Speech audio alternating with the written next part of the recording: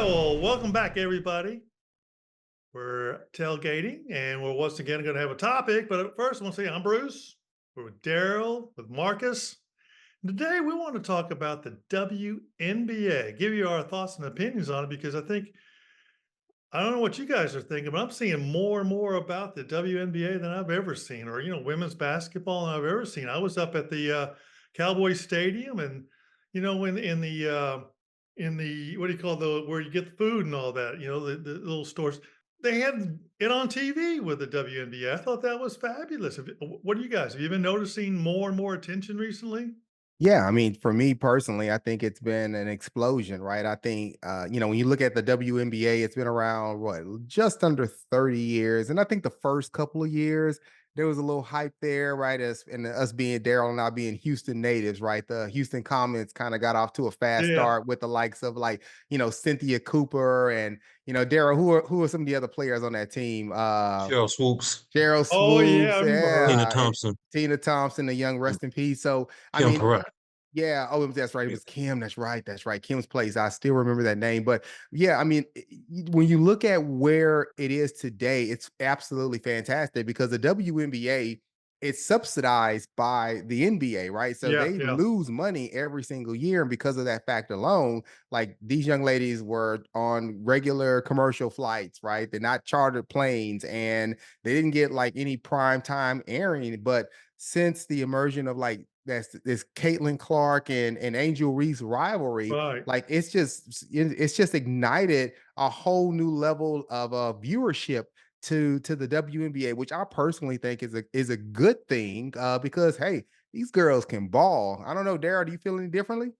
Wait, remember back in the day we used to ball with Kiata and Shantae and all of them, and they was hooping us out, bruh. Yeah. So man, look, these chicks nowadays are far more advanced than young ladies were back then, and I speak for myself. You may not have been getting dogged out by them, but I was. Well, I was getting dogged out too. So I can, but I watched. Look, it's interesting. The game in college, the game is really fast. Like say men's basketball is really fast paced. And that's what I don't like about college basketball. But then when they make the leap to the NBA, the game slows down and it Hmm. becomes more of a skill game, right? Well, when I watch these young ladies play, it's a mixture of the two, man, their speed and their skill. And not only that, man, but they feisty. Man, Hmm. they rough, bruh. Yeah. Yeah. But yeah, I remember playing back in the day with, like we would play pickup games with young ladies and they played such skill basketball. I mean, we out there hooping, doing whatever we got to do to make a shot, but they stuck to their skill. And that's what I love about women who play ball. They stick to the skill of it. Now I'm going back. Remember, I always tell things up that's back in my day, which is before y'all's day. But I remember first time I was seeing girls play. This was when I was in junior high. They said, "Okay, we'll let the girls play," and it was 6-on-6 basketball. Because this is how it's evolved. Back in the day, girls couldn't possibly run the full length of the court. So what they did, they had 3-on-3. Three girls would be on defense, three would be on Wow. offense. You get the ball, you go to the midcourt, you hand it over to the offensive player. Then those Hmm. three go play with it. You could only Huh. do that because it couldn't possibly run the whole length of the full court, right?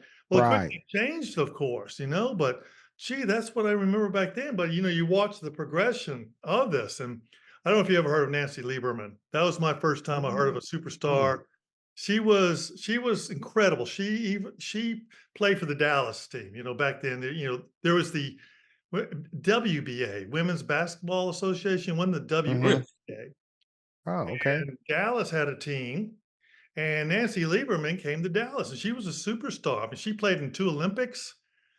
She had all these points. She even played, I think it was with Pat Riley. She played Wow. with the Los Angeles Lakers Summer League. So she played against the guys. I think that's what gained a lot of attention. Though she was top in the day, like you were just saying, Daryl. I mean, they are really got speed and skill with it. Obviously they don't have the height or some of the power, but they know the game. Yeah, I think it's a fundamental. It's probably one of the just sticking to the fundamentals is probably one of the reasons you're seeing such an immersion of internationals players reach levels of success in the Yes. NBA because they're still playing fundamental basketball at a very, very high level where the men, especially, the ones that have been the American players, the ones that are just kind of always gotten a notoriety, it's kind of almost like we're on a team, but I want my individual stats and I want to be Yeah. fancy and marketable, right? And the young ladies, although there's a couple of standouts right now, they still stay true to the fundamental nature of the game. But I got to say, I'm impressed with this Caitlin Clark. I have to, like, she's averaging 24 points a game. She's leading the NBA in assists. Like, look at this: number one in assists, 19 assists per game. You know who number two is? Wow. Odyssey Sims, 9. Courtney Wow. Williams, 9. Natasha Howard, 9 assists. Like, she is literally setting records in her rookie year. And you would think that a player who has, like, if you think about Caitlin Clark, right? If you don't know anything about basketball and you ask someone on the street, what do you know about Caitlin Clark? Oh, that's the girl that can put up a lot of points and shoot the three. She's like the female Steph Curry. She's putting up, she's not like number one in terms of points, she's number three, but to also have the ability to help make your player or your teammates better by being such a great assist leader is absolutely fantastic. I mean, she's incredible. Well, I'm looking at these two. You mentioned Caitlin Clark and Angel. I'm almost thinking about them almost doing for the WNBA what Magic and Bird did for the NBA. Hmm. Now, all of a sudden, I mean, the game was there, but when they came, they kind of made it something you wanted to watch on TV. That rivalry. Someone picked this Right. person, but a big key too. It started in college, and that's what's exciting too. Is I don't think the men have that anymore because the best players, they'll play 1 year and gone.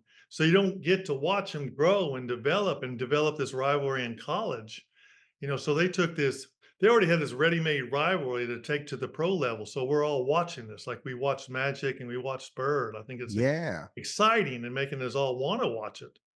Yeah, I mean, I think every once in a while you get these players that just come around and the energy, and I think you have to have it's not just the fact that they have the talent, but they're marketable, right? Like, the many of these young ladies were taking, summer gigs overseas to supplement their income, and that's how her name escapes me right now, the one that got in trouble in Russia. Oh yeah, Uh yeah. but yeah, her name will come to me here in just a second. But now, whether it's kind of like getting more money for their actual contract for playing, but to see that like some of them are now starting to score endorsements, like that's a game changer. Yeah. Now they're on chartered planes because the WNBA, they're making investments into this organization. So I'm excited to see where it's going to go. It's still nowhere near in terms of notoriety of the NBA, but I think something's happened in the last 6 to 18 months that has really put a new spotlight on the WNBA. Brittany Griner, by the way. Brittany That's Griner, right. that's her Yes, name. yes, I yes. knew Brittany.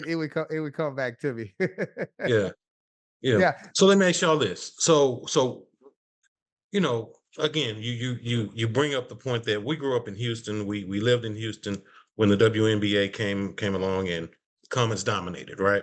Right. And we call out names Cheryl Cooper. We call out names like Cynthia Cooper and Cheryl Swoops. All right. So to us, that is the WNBA. But in today's world, do people who follow the WNBA do they know anything about those players from that Comet team? Do they even know who the Comets are? Like, No. so there's no argument of who's the greatest of all time, and somebody say Cynthia Cooper, hands down. Is Mm-mm. is that not that's not even a thing, is it? No, it's not even close Wow. to that. I mean, I think those players, they were just ahead of their time, right? It's like, had if they played certain people, certain greats from the past, like they were so far ahead of where the game was in terms of marketability. No, they don't know. You can ask even somebody who you would think knows a general amount of the WNBA today. Throwing names like Cheryl Swoops and Lisa Leslie and Cynthia Cooper out there, they probably like Becca Lobo. yeah, exactly. Like, who are they? But there is a cool parallel. I mean, it's a good point, but it's a cool parallel like to NBA because now the TV's hitting them, they're getting more recognition. We probably will say one of these ladies are the best ever. It's like when we had our discussion about the greatest NBA players of all time. generally, you go towards who we're looking at, since TV was really paying attention. We didn't even think about Cousy. What about Bill Cousy? Or what about, Yeah. then Wilt was a little bit down there, or Chamberlain was a little bit down there. We kind of Elgin like Baylor. maybe Yeah. say their name, but it's just because you have to, but You bring up a point, and I'm trying to wrap my brain around this. You actually just sparked a thought in my head, right? Because you're right. When we talk about the players, the great players of like the early era of the NBA, most people will say, they have no chance against the NBA. It really started when Magic and Bird kind of took over in the 90s. That's when the talent really started to become diversified. And it wasn't just, two great teams because they just had two great players playing on, two great teams now. But for that Comets team, like that team was amazing. And I think, Daryl, if that team played today, I think Mhm. they would still dominate the WNBA. Yeah. That's just my Okay. perspective. I mean, I could be a little biased, but I don't think it's the same parallel to look at, what, let's say, a Wilt Chamberlain compared to a Shaq, or of like of more of a modern time. I think the game had evolved, but the WNBA, I don't think the game's evolved that much. I just don't think they had anywhere near the notoriety. It feels like it was impactful to you and I, Daryl, because it was the Houston Comets, and you and I both grew up in Houston. it might Yeah. be why I Yeah. remember Nancy Lieberman real well because she was in Dallas. So you do recognize your local players. Yeah. Of Yeah. course, I mean, Lieberman was the best ever. hell, even right now, I mean, I couldn't tell you the name of but like six WNBA teams and what city. I mean, yeah. If you would put me on Jeopardy and WNBA was the category, I'm staying away from that one. That's true. I knew we were going to talk about this, obviously. And so I knew we would be talking about the WNBA game from a guy's perspective. So I asked a friend of mine. She's an athlete. She played basketball. Her daughters played basketball in high school and college, and now they're basketball coaches, different things. So one thing Wow. that was brought up was that, that she's seen more of it like the attitude against the two, and the aggressions against it, which she really isn't liking as much as it used to be, I guess, where you knew the team, which made me think, there is a lot of times you see the publicity between, negative sometimes between Angel and Caitlin Clark. I Hmm. was trying to think back now, rose-colored glasses. I don't remember that level of animosity between Magic and Bird. I know out on the court, they'd probably do garbage talk against each other all day long and push and shove, but I don't remember it being like they hated each other. I mean, Dare, are I'm you gonna let you seeing take that that one, too? but Dare, you take first bet at that one. I have a perspective, but I want to hear yours Yeah, I want to first. hear that. Yeah. First of all, I think the whole rivalry thing is a little overblown. I think the stage is set perfectly for it. But do I really think they have all this animosity against each other? No, I don't think so. Okay. But you have to perform. I mean, that's what actors do. We go out there and we perform. You want me to be mad? Okay, I can be mad, and I have someone I can channel to be mad. You want me to be nice? Oh yeah, I'm a pretty cool dude anyway. Okay, fine. I'll be nice. But if you tell me that I'm gonna make my living slapping Marcus every time I see him, bro, you about to lose your teeth.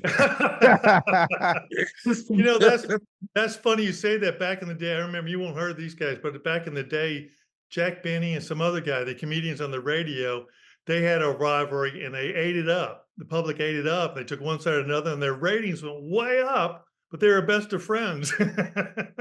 So you're right, it's showtime. What are you gonna Now, say, what Mark? happens when some trade take place or free agency and they end up on the same team?